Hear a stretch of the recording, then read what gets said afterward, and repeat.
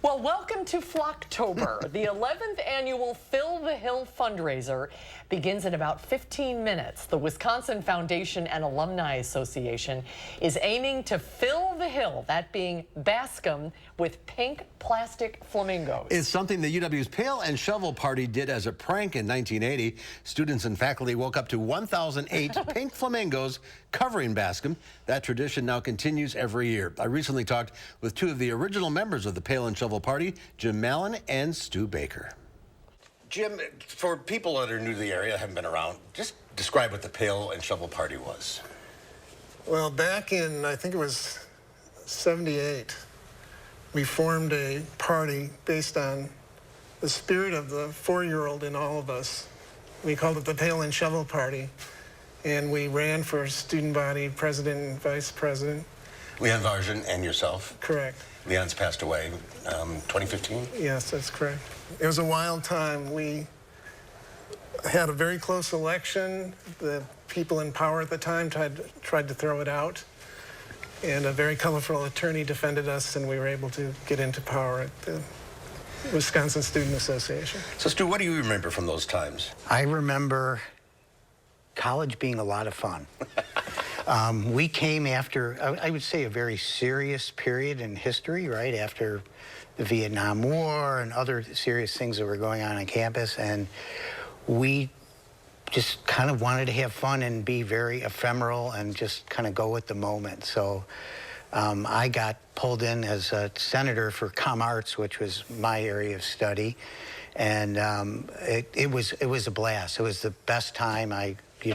Well, you certainly made it. The party certainly made a mark on campus and the city. You're wearing the Fill the Hill shirt. We had the flamingos here. How did that come about? Put the 1,000 flamingos out on Bascom Hill. Well, it started the first year we brought the Statue of Liberty to Madison, and that was a huge success. It was covered nationally, even internationally at the time. And so we were sitting around our apartment, a bunch of college kids that just happened to have a couple $100,000 in a student budget to play with, and we were trying to imagine what would be a good sequel to the statue. And we realized there was no good sequel to that. Well, one of our roommates, a guy named Mike McDonald, suggested that we put out flamingos, sort of the icon of suburbia where many students came from, and that they would be welcomed by them. Why flamingos? Well, because they're a lawn ornament that decorates many suburban areas around the country, and people have an affinity to them. So all these years later, pink flamingos are still part of the city.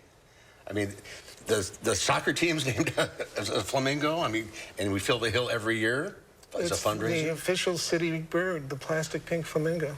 So now Fill the Hill is a big fundraiser for the university and the Alumni Association. Yeah, they put out something like close to 3,000 birds last year, and I think the fundraiser made over $400,000. Is that amazing to you that that's such an impact?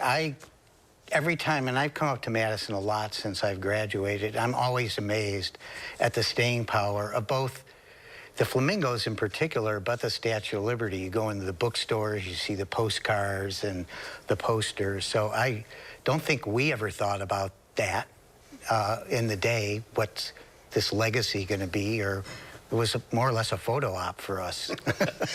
And the university and the community has embraced that. I mean, they put out sort of a Statue of Liberty now, a blown up one, but that draws people far and wide still. Yeah, which is very exciting and a wonderful thing for the community to be able to have the spirit of that time brought forward into modern times. I think what's great about the flamingos in particular is it kind of represents that fun time in college, which I think is important for current and future generations to remember. College should be fun, too. I mean, there's a serious and academic aspect of it, but fun is part of it, too. Boombox Parade? Who came up with that? That was Leon's idea. I covered that. Where everyone had a boombox on their shoulder and tuned into one radio station that played marching band music. And the Indiana University uniforms? Right. That's where Leon got his master's degree.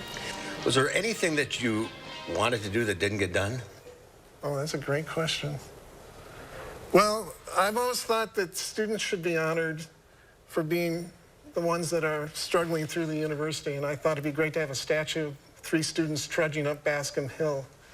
But we haven't got that one off the ground yet.